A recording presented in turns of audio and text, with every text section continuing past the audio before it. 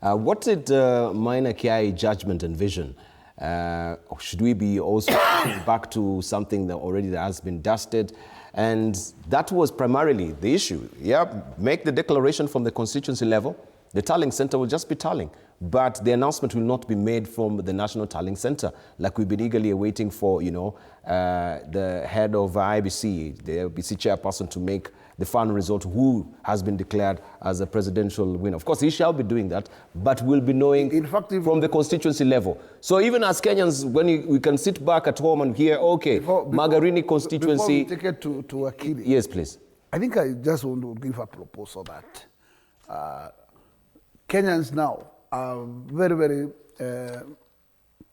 intelligent, and actually they are, most of the time they are ahead of the game. If we want to make sure that the process is free, fair, and verifiable, then make declaration of every result at the constitutional level. Indeed. The president, the governor, the senator, and the women rep. All of them should be declared at the constitutional level. And therefore, the tally can be done by everybody. Indeed. Yes. And that's what exactly you're saying. Let there be a screen to make tally of every constituency at every level. So that even the constituents can do their own tally. Indeed. And that is what is always there. People have their tallying centers. We've actually seen the national media, including this one, doing their tally, coming from the constituency level. Then how comes that, in fact, we have issues at the end? And after tallying, then we have different results. All right. Okay. Let's give a chance to Akili as well, so that, of course, we can hear from his perspective. Good morning. Good morning to you. Thank you very much, Deba.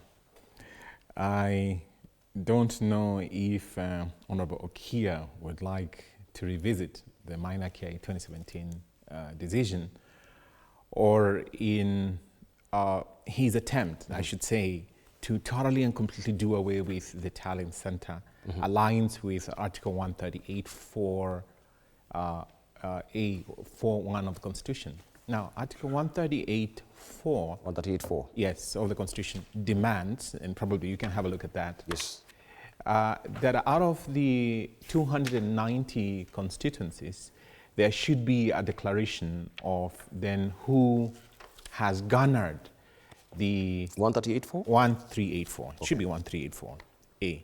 138(4)A. Probably you can just read for us that 138(4), and then you go to A. All right. So that contextually, everybody is able to grasp what we are saying at 138(4). Okay. All right. So 138(4). Yeah. A candidate shall be declared elected as president if the candidate. Yeah. Now A. What does the A say?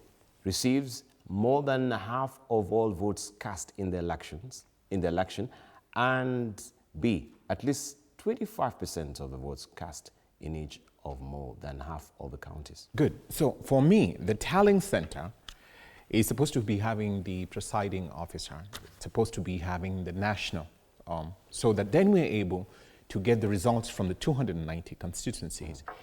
He or she is now, he becomes responsible to fulfill that particular provision you have read. Then he declares.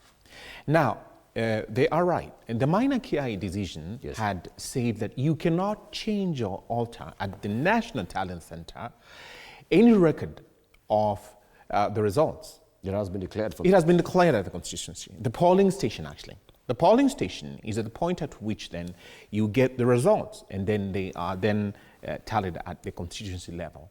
Now that constituency then comprises the 290 total, out of which now that Article 138(4)A kicks in. So I would wonder, who then becomes responsible for declaring the president if you do not have that National Talent Center?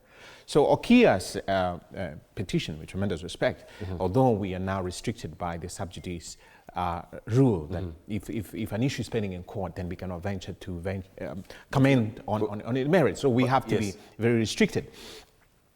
I would say that what the Maina Kiai decision had said was set the record straight. It established, look, at the Tallying Center, the National Talent Center, the Presidential National Talent Center, you cannot alter any figure.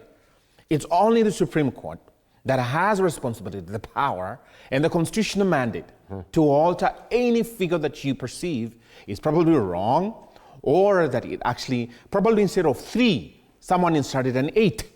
You are not entitled to change it. And that had been decided also earlier on in several cases, including the Joho case, including the karaoke case, in the Mathare case, in which I was participating when they were fighting with Mr. Honourable Wanjohi about the electoral outcome of the Mathare constituency. And the issue turned on what is the role of the returning officer if the figures probably have some typographical error.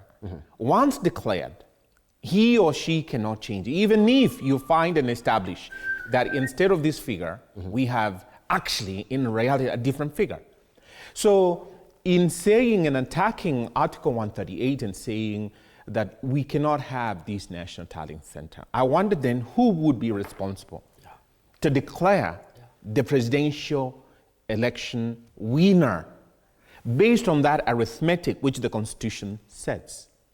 So what is and should be emphasized is that you cannot change what figure you have received from each of the 290 constituencies. So for the Kenyan people, it is to remember and to keep a record.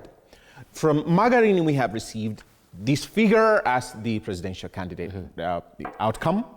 From Vihiga, we have received this.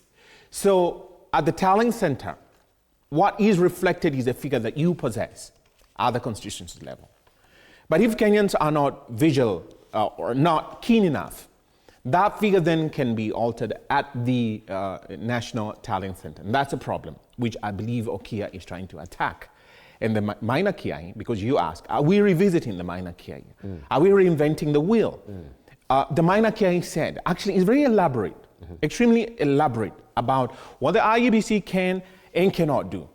The province of the returning officer is also set in that.